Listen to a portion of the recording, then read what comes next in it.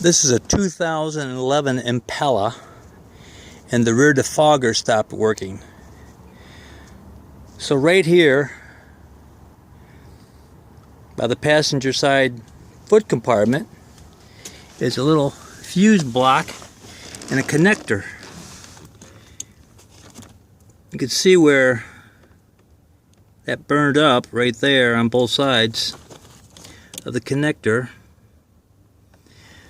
So apparently this is about a $400 job to replace that connector. So what I'm going to do is, or I have done already, I just cut the wire loose on the back side there. Cut the wire loose on the back side there. And splice them together with a size 10 wire. Went down to Napa Auto Parts. Picked up some number 10 gauge wire. Couple of wire nuts. These are the non-locking type wire nuts, so you definitely want to tape the ends of those with some electrical tape so they do not vibrate loose.